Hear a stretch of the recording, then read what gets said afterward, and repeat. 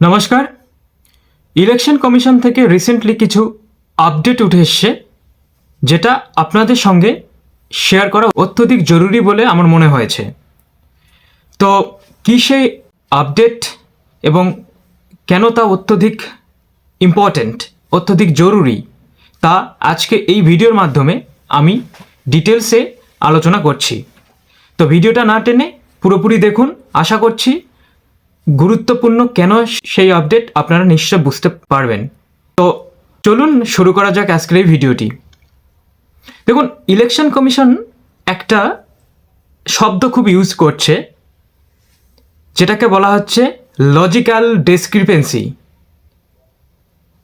যাকে আবার বলছি লজিক্যাল ডিসক্রিপেন্সি, যার বাংলা করলে দাঁড়ায় তথ্যগত অসঙ্গতি।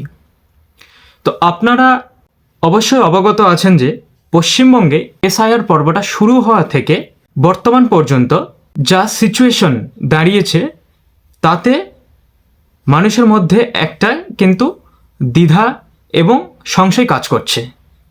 তো আপনারা জানেন যে ড্রাফট যে ভোটার লিস্ট সেটা পাবলিশড হওয়ার পরে আমরা দেখেছি যে টোটাল 58 লক্ষর বেশি নাম বাদ পড়ে গেছে, এবং বাকি কিছু সেই সংখ্যাটা হচ্ছে 1,36,00,000, যাদেরকে ইলেকশন কমিশন হিয়ারিংয়ের জন্য নোটিশ ইস্যু করছে। এই হচ্ছে প্রথম কথা। এইবার ইলেকশন কমিশন একটা কথা বারবার বলছে, সেটা আমি একটু আগেই বললাম, লজিক্যাল ডিসক্রিপেন্সি, যার বাংলা হচ্ছে তথ্যগত অসঙ্গতি। কেন এই কথাটা অত্যধিক জরুরি সেটা হচ্ছে আপনারা অনেকেই কমেন্ট করে করে বলছেন যে 2002 সালের ইলেকটোরাল রোলের সঙ্গে আমাদের প্রজনি ম্যাপিং হয়ে গেছে এবং সম্পূর্ণ যা কিছু ডিটেলস সব কিছু ঠিক রয়েছে, তো কেন আমাদের হিয়ারিংয়ের জন্য ডেকে পাঠানো হচ্ছে, কেন হিয়ারিংয়ের জন্য নোটিশ ইস্যু করা হচ্ছে? তো আজকে এই ভিডিওটি সাধারণত এই যে লজিক্যাল ডিসক্রিপেন্সি বা তথ্যগত অসঙ্গতি, এর উপর বেসড করেই বানানো হচ্ছে, যাতে আপনারা বিষয়টি সম্পূর্ণরূপে বুঝতে পারেন। তো দেখুন, আমি একটু আগে বললাম যে টোটাল 1,36,00,000 ভোটারকে অসঙ্গতি ভোটারের তালিকা রাখা হয়েছে। তার মধ্যে 30 লক্ষ ভোটার যারা এসআইআর ফর্মের নিচের অংশটা একদমই ফিল আপ করতে পারেনি বা টাচই করতে পারেনি। তো প্রথম কথা, তাদের নামে নোটিশ ইস্যু হয়ে গেছে এবং এটা হচ্ছে ফার্স্ট ফেজ, এবং তাদের হিয়ারিংটাও অটোমেটিক স্টার্ট হয়ে গেছে। এইবার বাকি থাকছে কারা, যাদের তথ্যের অসঙ্গতি লক্ষ্য করা গেছে।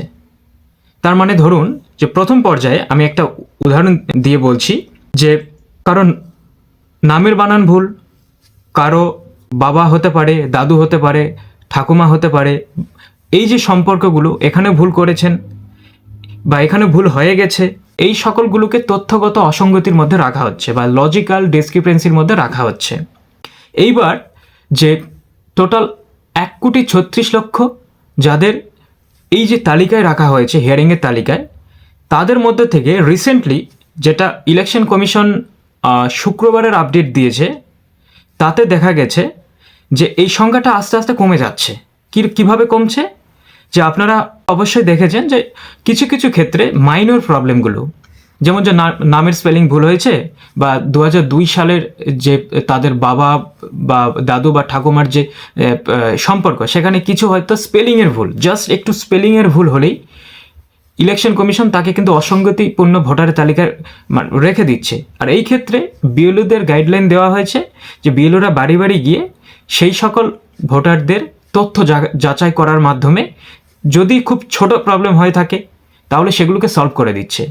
দেখুন, একটা বিষয় এখানে ইম্পর্টেন্ট, আজকাল মানুষকে কিন্তু অনেক সময় টেকনোলজি নিয়ন্ত্রণ করছে, এই কথাটা মেনে নিতে হয়। কারণ বিএলওদের যে অ্যাপ তৈরি করা হয়েছে না, সেই অ্যাপটা এমনভাবে তৈরি করা হয়েছে, ওই অ্যাপ যেভাবে বিএলওদের বলছে বিএলওরা সেভাবে কাজ করছে। অ্যাপে যদি আপনাদের নাম শো করায় এবং আপনাদের প্রজনি ম্যাপিং যদি শো করায়, তবে বিএলও সেটাকে ফরওয়ার্ড করে সামনে এগিয়ে যেতে পারবে। যদি অ্যাপ বলে যে না, এই ব্যক্তির সঙ্গে ওনার যে আত্মীয় সম্পর্ক সেখানে গরমিল লক্ষ্য করা যাচ্ছে, তাহলে বিএলও সেটাকে ফরওয়ার্ড করে সামনে এগোতে পারবে না। মানে সিচুয়েশনটা এরকম দাঁড়িয়ে গেছে। এই জন্য বিএলওরা বাড়ি বাড়ি গিয়ে যদি দেখে যে আপনাদের একটু মাইনর প্রবলেম রয়েছে, তাহলে আপনাদের থেকে একটা ডকুমেন্ট চাইছে। সেটা হতে পারে মাধ্যমিকের অ্যাডমিট কার্ড, সার্টিফিকেট বা হায়ার এডুকেশনে কোনো সার্টিফিকেট, বার্থ সার্টিফিকেট বা ইলেকশন কমিশন থেকে বলা সেই 13টা ডকুমেন্টসের মধ্যে যে কোনো একটিকে অ্যাপ্রুভাল দিয়ে বা যে কোনো একটিকে সাবমিট করার মাধ্যমে বিএলও এই ধরনের প্রবলেমগুলো সলভ করে দিচ্ছে। এইবার আসি মেন টপিকে, সেটা হচ্ছে এই লজিক্যাল ডিসক্রিপেন্সি বা তথ্যগত অসঙ্গতি কী কী হতে পারে। তো চলুন দেখুন, ফার্স্ট যেটা ইলেকশন কমিশনের আপডেট, সেটা হচ্ছে বাবা হিসাবে পরিচয় বা লিঙ্ক দেখানো হয়েছে বা বাবা ও সন্তানের বয়সের পার্থক্য 15 বছরের কম, বা বিষয়টা হয়েছে যাকে বাবা হিসাবে দেখানো হয়েছে সেই ব্যক্তি এবং আপনি তাদের বয়সের ডিফারেন্স যদি 15 বছরের কম হয়ে থাকে, তাহলে এটাকে ইলেকশন কমিশন সেই লজিক্যাল ডিসক্রিপেন্সি বা তথ্যের অসঙ্গতি যে পয়েন্ট সেখানে মার্ক করে দিয়ে আপনাদেরকে হিয়ারিংয়ের নোটিশ দিতে পারে। এটা হচ্ছে ফার্স্ট প্রবলেম। সেকেন্ড কি, একই ব্যক্তিরকে রিলেশন দেখিয়ে যদি 6 জনের মতো বা তারও বেশি প্রজেনি ম্যাপিং করা হয়, তাহলে ইলেকশন কমিশন সেটাকেও লজিক্যাল ডিসক্রিপেন্সি বা তথ্যের অসঙ্গতির মধ্যে রেখে দিচ্ছে। তাহলে বুঝতে পেরেছেন তার মানে ব্যাপারটা কি হয়েছে এখানে। আমি আমার প্রিভিয়াস ভিডিওতে অটোমেটিক একটুখানি বলে দিয়েছি এই ব্যাপারটা, আপনারা চাইলে ডেসক্রিপশনে দেওয়া যে লিঙ্ক রয়েছে তার মাধ্যমে ওই ভিডিওটি দেখে নিতে পারেন। তো দেখুন, তার মানে ব্যাপারটা হয়েছে কি, একজন ব্যক্তির আন্ডারে তার পুত্র বা সন্তানের সংখ্যা রয়েছে 6 জন। এরকম ক্ষেত্রে ইলেকশন কমিশন মনে করছে যে নো, এটা একটা তথ্যের অসঙ্গতি, একটা ডিসক্রিপেন্সি হচ্ছে কোথাও জানি, এই জন্য ইলেকশন কমিশন এটাকে মার্ক করে রেখে দিয়েছে এবং আপনাদের হিয়ারিংয়ের জন্য ডেকে পাঠানো হবে বা হচ্ছে। এটা 2 নম্বর পয়েন্ট। 3 নম্বরে কী ব্যাপার রয়েছে, আপনারা যাকে ঠাকুরদা বা ঠাকুমা দেখিয়েছেন সেই ব্যক্তিদের বয়সের পার্থক্য যদি 40 বছরের কম হয়ে থাকে, মানে ঠাকুরদা হতে গেলে তো মিনিমাম একটা বয়স থাকা দরকার, সেই ইলেকশন কমিশন কাট অফ ধরেছে 40 বছর, তার যদি নিচে হয়ে থাকে তাহলে ইলেকশন কমিশন সেই সকল ভোটারদের অসঙ্গতিপূর্ণ বলে মনে করছেন এবং তাদের হিয়ারিংয়ের জন্য ডেকে পাঠানো হচ্ছে।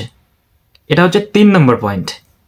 4 নম্বর কি পয়েন্ট রয়েছে, দেখুন, বাবা হিসাবে যাকে দেখানো হয়েছে তার সঙ্গে যদি আপনার বয়সের পার্থক্য 50 বছরের বেশি হয়ে থাকে, তার মানে এটাকেও ইলেকশন কমিশন লজিক্যাল ডিসক্রিপেন্সি বা তথ্যের অসঙ্গতির মধ্যে রেখে দিচ্ছে।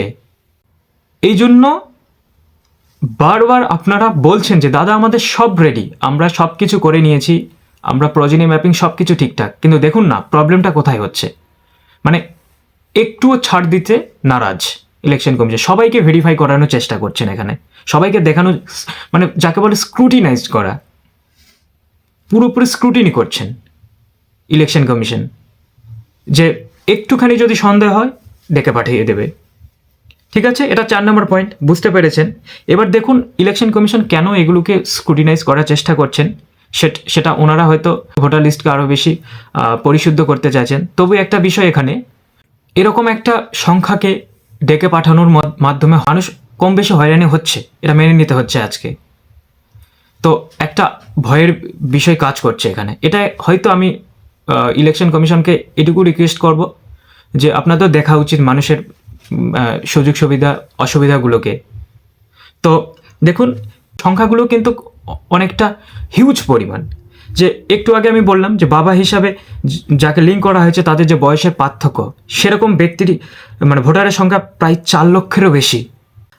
আর একই ব্যক্তির আন্ডারে যে 6 জন লিঙ্ক করা হয়েছে মানে সন্তান হিসাবে, সেই সংখ্যা 24 লাখ, মানে একটা হিউজ পরিমাণ। এই জন্য ইলেকশন কমিশন মনে করছেন যে না, এখানে কোনো একটা ডিসক্রিপেন্সি রয়েছে। আবার অন্যদিকে ঠাকুরদা দেখানো হয়েছে এমন ব্যক্তিদের বয়সের পার্থক্য যদি 40 বছরে কম হয়েছে যাদের, সেই সংখ্যাটা হচ্ছে 3 লাখের মতো। আর যে বাবা হিসাবে দেখানো হয়েছে তাদের বয়স যদি 50 বছরের বেশি হয়, এই ধরনের সংখ্যা হচ্ছে 8 লক্ষেরও বেশি। আর লাস্ট একটা পয়েন্ট হচ্ছে যেটার জন্য আনম্যাপড বা আপনারা বলতে পারেন যেই আপনাদের নামে হিয়ারিংয়ের নোটিশ আসার প্রবল সম্ভাবনা, সেটা হচ্ছে নামের বানান বা পুরো নামই চেঞ্জ হয়ে গেছে। মানে ধরুন যে আপনাদের নাম 2002 সালে ভোটার লিস্টে একরকম ছিল আর বর্তমানে দাঁড়িয়ে আরেক রকম হয়ে গেছে, এমন সংখ্যা হচ্ছে 51 লক্ষের মতো, মানে একটা হিউজ পরিমাণ। তো নামটাই যদি পুরোপুরি উল্টে যায় তাহলে বুঝতে পারছেন আপনারা পুরোপুরি তো ডিফারেন্স হয়ে যাবেন। ইলেকশন কমিশন আইডেন্টিফাই করবে কিভাবে আপনারা সেই 2002 সালে থাকা ব্যক্তি এখন এসে সেই ব্যক্তি কি না? তাহলে তো এটা একটা অসঙ্গতিপূর্ণ ব্যাপার না? এই জন্য ইলেকশন কমিশন যে সম্পূর্ণ যে আমি পয়েন্টগুলো বললাম, যে সম্পূর্ণ বিষয়টা বললাম, এগুলোকে একত্রে লজিক্যাল ডিসক্রিপেন্সি বা তথ্যের অসঙ্গতির মধ্যে যে পয়েন্ট, সেই পয়েন্টে এনে আপনাদের নামে হিয়ারিংয়ের নোটিশ ইস্যু করা হচ্ছে।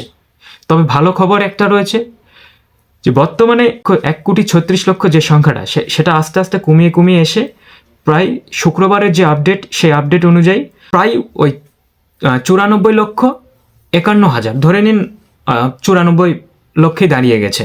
মানে আস্তে আস্তে সংখ্যাটা কমছে। সুতরাং এটা একটা ভালো বিষয় যে যত দিন যাচ্ছে বিএলওরা সেই বিষয়গুলোকে স্ক্রুটিনাইজ করে বাড়ি বাড়ি গিয়ে কিছু কিছু প্রবলেম সলভ করানোর মাধ্যমে সংখ্যাটাকে কমিয়ে দিচ্ছে। এটা যত দিন যাবে আস্তে আস্তে কমতে থাকবে।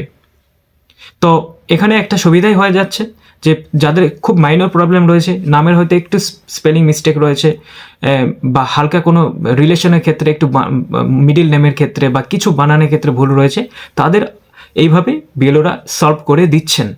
So this is a very good initiative by election commission, and এটার জন্য ওনাদেরকে একটা সাধুবাদ দেওয়া যেতেই পারে।